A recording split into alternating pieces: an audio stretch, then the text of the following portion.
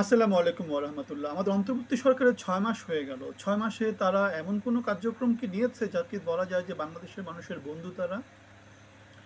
আমি তেমন করে কিছু দেখতে পাই না যে যারা বাংলাদেশের মানুষের বন্ধু হয়ে তারা এমন কিছু করেছে। তারা ব্যাড ট্যাক্স বেড়েছে, আইনশৃঙ্খলা পরিস্থিতি নিয়ন্ত্রণে আনতে পারেনি। এমন কোনো লোককে উপদেষ্টা পরিষদে নেয়নি যারা বাংলাদেশের জন্য আমাদের আসিফ নজরুলের মতো যে কথাটা বলেছিল, দিনরাত কাজ করতাম, দিনরাত কাজ করতাম। সেই উপদেষ্টা আমাদের একজন শহীদ জননীকে কি বলেছে, আমার কাছে আসবেন না, ওটা উপদেষ্টা পরিষদের স্বরাষ্ট্র উপদেষ্টার কাছে যাবেন, এগুলো আমার কাজ না। এবং সেই মন্ত্রণালয় থেকে যে চোর তাকে দিচ্ছে খুনের মামলা, যে খুনি তার জন্য দিচ্ছে চোরের মামলা, এরকমের অসামঞ্জস্যপূর্ণ জিনিসপত্র সে দিয়ে কি করছে, জাতির সাথে, আইন আদালতের সাথে, নিজের সাথে সে প্রতারণা করছে। তাহলে আমরা যেটা বলছিলাম যে এই সরকার কি জনগণের বন্ধু না শত্রু? সে শত্রু কখন বলবেন? জনমানুষের চাহিদা মতো যখন কোনো কিছু সে করবে না, আইন আদালত, ন্যায় নীতি, ইকুইটি, জাস্টিস এগুলাকে যখন সে ইনশিওর করবে না, তখনই তাকে বলবেন যে সে জনশত্রু। তাহলে ইউনূস সরকার কি জনগণের বন্ধু না জনগণের শত্রু?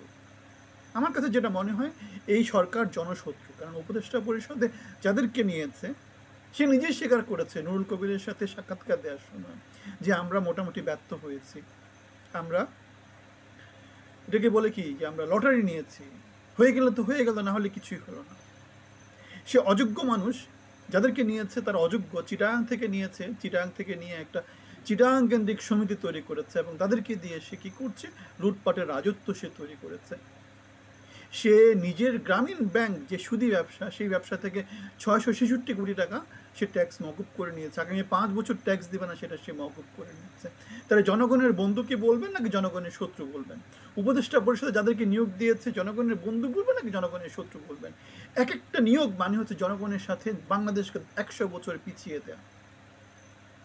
বাংলাদেশের ইকোনমি খুব মানে বাংলাদেশ আগানোর তো বাংলাদেশের কোনো সুযোগ নেই, পিছাচ্ছে। এখন কত দ্রুত গতিতে পিছাচ্ছে সেটা হচ্ছে বড় ব্যাপার।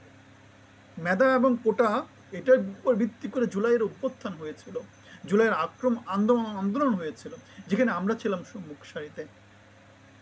সে আমাদেরকে কোনো রকমের বিবেচনায় না নিয়ে সে এনজিও রাজত্ব কায়েম করছে, সে মবের রাজত্ব কায়েম করছে, সে লুটপাটের রাজত্ব কায়েম করছে, সে নিজেকে গণশত্রু হিসেবে প্রতিষ্ঠা করছে। তাহলে গণশত্রু এখানে যে ডেফিনেশন, সে ডেফিনেশন অনুসারে ইউনূস সরকারকে গণশত্রুই বলা যায়। আপনাদের ভিন্ন মত থাকলে জানাবেন। ভালো থাকবেন, ধন্যবাদ।